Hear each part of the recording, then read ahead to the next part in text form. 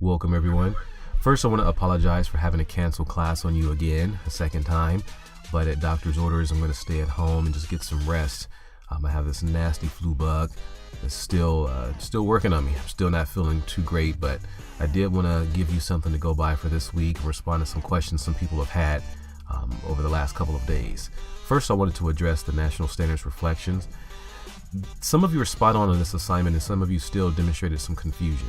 First of all, you're only focusing on one standard. I know a lot of people listed all 5 standards, but you only want to look at one standard. Remember, the purpose of this assignment is to really see how much of the standards you understand, and we're doing that one by one. So for your first paragraph, you're going to quote the standard and then cite it in text, and then you're going to summarize or rephrase the standard. And in your summary, you're going to explain what the standard is actually asking the students to be able to do, to be able to accomplish. And do this in a way that anybody, regardless if they're a teacher or not, can understand. So in layman's terms, summarize that standard.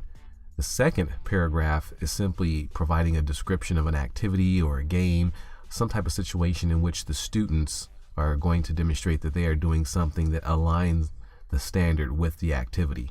So what can students do, or what can teachers teach in a classroom that is going to demonstrate understanding and meeting that particular national standard? Okay, so very straightforward, just 2 simple paragraphs. Hopefully that makes it a little bit more clear. I don't know, maybe I'll post up an example of somebody who did a pretty good job on this. That way it gives you an idea of what to look for the next 4 standards, so you're not making the consistent same mistakes over and over again. Next, I wanted to talk about the next part of your lesson plan, which is the assessment and the learning environment. I know this is due, or in the syllabus it states that it's due on Thursday. I am not going to have this due on Thursday. I will give you till next Tuesday. So I'm moving the due date for this part back till Tuesday. So that way you have a good idea as to exactly what you're supposed to be doing going into completing this. It's pretty straightforward and it's pretty simple.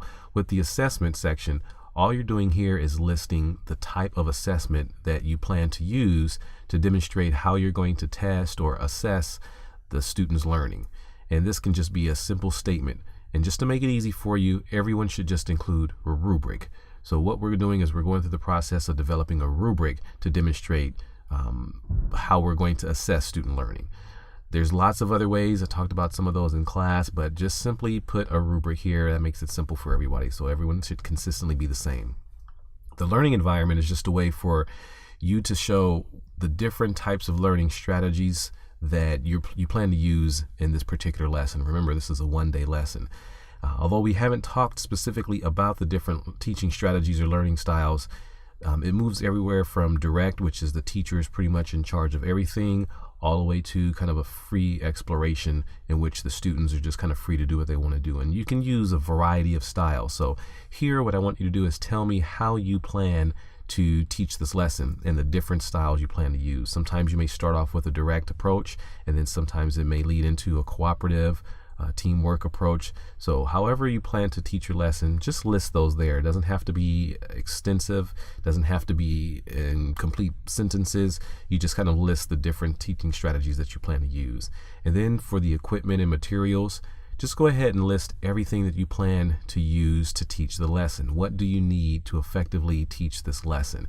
And also include the location or the area. So if you need an outside grassy area, list that. If you need basketball courts, list that. If you need a gym, list that. So whatever the area is, also don't forget to include that part in your equipment or materials. And that's all you need for that particular section. Very simple, very straightforward. I don't want you to overthink that. So just real brief, just state exactly what you plan to do in those areas. Now, I also wanted to review the unpacking process, because this is going to show up again, and I want you to be able to understand how to do this. And we're going to have an activity in class next week in which we unpack a standard, and then really the purpose of that is just to show how different teachers will come to a different conclusion. And what we want to do is we want to be able to go through this unpacking process to develop an assessment that is going to be effective and is going to be consistent as well. And so what we're going to do is we're going to take a look through one of these right now, and I'm just going to kind of breeze through this, hopefully refreshing your memory in this unpacking process. So we're looking at standard number 1, demonstrate motor skills and movement patterns needed to perform a variety of physical activities. And here we're looking at grade number 1, the substandard 1.10, which is demonstrate an underhand movement or a throw pattern. So our 5 steps, remember, number 1 is identify the verb, the skill, content, or proficiency after we identify the standard, of course. Number 2 is determine the evidence. What is it that students will need to do? Select or design the assessment tool. For us, it's just going to be rubric. We'll just keep it consistent at that with everything. Number 4 is determine the criteria for competence, which is those specific steps that students need to perform. And then describing the levels of performance. How are we going to break those up, and how are we going to differentiate those if we're going to use grades or points or some other descriptors? So here, demonstrate the underhand movement throw pattern. Our verb is demonstrate or throw, and the skill is an underhand toss. And so we have those things listed there. Determining the evidence, and here you can be as specific, as detailed as you want to be. I'm just going to say perform a successful underhand toss demonstrating accuracy. So now I provided some criteria in there which students are expected to adhere to. So a successful underhand toss, at this point we don't have to define what successful is. We're going to do that when we move to step 4, but we also want to include accuracy. And so part of our instruction should address accuracy and what it takes to be more accurate in our underhand toss. Number 3, our design, our assessment tool is going to be the rubric. And then our criteria for competence, we can be specific, and we should be specific. We should clearly outline the observable steps that students are going to perform. So we can start with the grasp or the grip, the stance, the motion of the hand. And each teacher can come up with their own based on, of course, their students' level. So if we're thinking about first grade, we want to make this as basic, as simple as we possibly can. So we can say taking a step forward with a non-dominant hand. Of course, the throwing implement is in the dominant hand. So we're going to write out those specific steps. Remember, this is competence. This is proficiency. This is pretty much the ideal performance, the successful performance that we want students to be able to complete.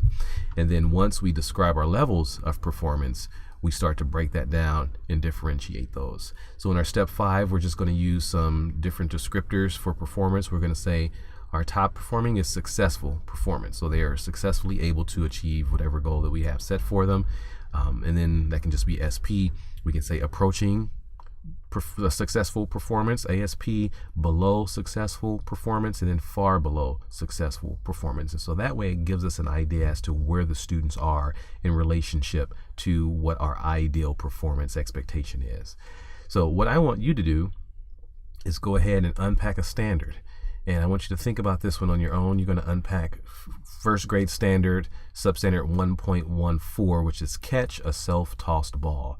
So go through these 5 steps in unpacking the unpacking process, and we're going to have an activity next week when we meet again, and see how well we have come to somewhat of a good positive conclusion, which we all can pretty much identify similar performance outcomes. I'm going to show you a video of a child performing a particular skill, and we're going to use this unpacking process and the rubric that you've completed to apply and see what we come up with. Okay? So that's really all I want you to focus on now. Hopefully I'll feel better by next week, and then we can just kind of move on and move forward there. Be prepared to be active next week. We will be doing some activities outside, so be sure that you bring some type of physical attire, that you dress appropriately. Remember, in the syllabus, we have identified the fact that if you're not dressed appropriately, it's considered a non-participation and points can be deducted. So be sure that you're ready to be active. We'll be going outside for a brief moment. If there's any questions, feel free to shoot me a message. I'll be checking my emails sporadically on and off throughout the next few days and even throughout the weekend. Also, all the assignments have been graded, so you can take a look to see what your scores are. And once again, be sure you look at the feedback that's been provided for you. I've tried to give you some feedback in each one of those assignments. If you're off task, if you're right on, be sure you read the feedback so you don't make the same mistakes the second time. All right? Take care, and we will see you next week.